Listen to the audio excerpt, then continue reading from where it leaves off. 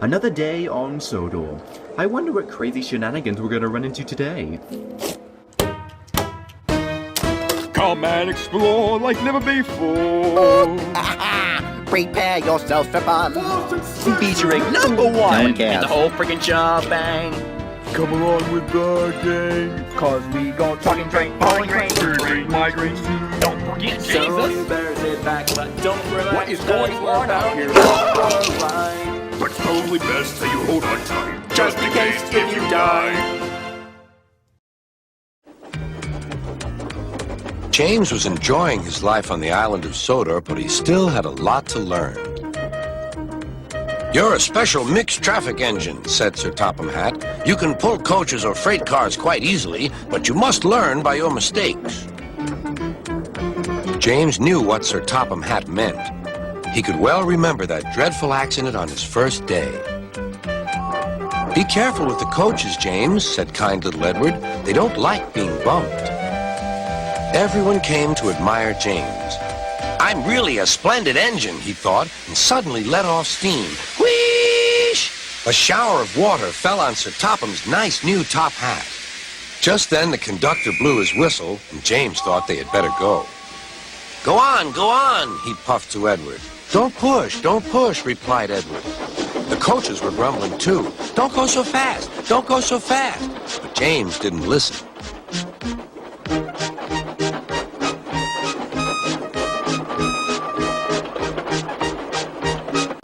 When at last they stopped at the next station, 2 coaches were beyond the platform. They had to go back to let the passengers out. But no one seemed to know about Sir Topham's new hat, so James felt happier. Presently, they came to the station where Thomas was waiting with his 2 coaches. "Hello, James," said Thomas. "Feeling better? That's good." "Oh, that's my conductor's whistle. I must go. I don't know what Sir Topham Hatt would do without me to run this branch line." And he puffed off importantly. Edward and James passed the field where James had had his accident. The fence was mended and the cows were back again.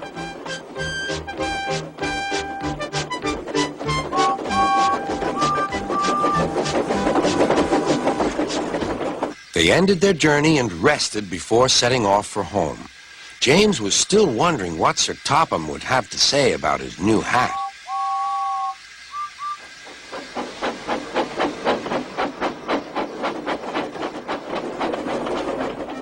Next morning, he spoke severely to James. "If you can't behave, I shall take away your red coat and have you painted blue." James didn't like that at all.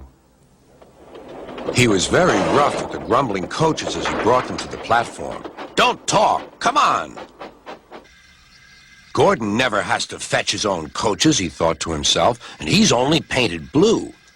To make James even more cross, this time no one came near him. "I'll show them," he thought. "They think Gordon is the only engine who can pull coaches."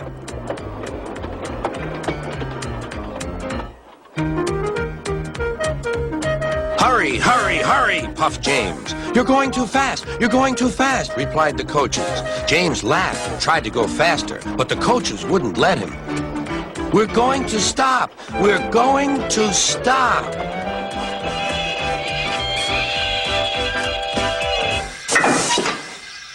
What's the matter? James asked his driver. The brakes are on. Leak in the pipe, most likely. You've banged the coaches enough to make a leak in anything. How shall we mend it? Said the conductor. We'll do it with newspaper and a leather bootlace, replied the driver. Well, where is the bootlace coming from? Asked the conductor. Ask the passengers, said the driver. You have a leather bootlace there, said the conductor to a smartly dressed man. Please give it to me. I won't. Then I'm afraid the train will just stop where it is. The passengers all said what a bad railway it was. Then they told the man how bad he was instead. Everyone was very cross.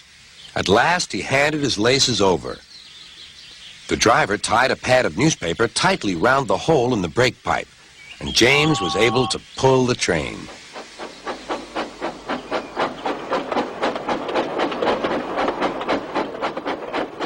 But he was a sadder and wiser James and took care never to bump coaches again.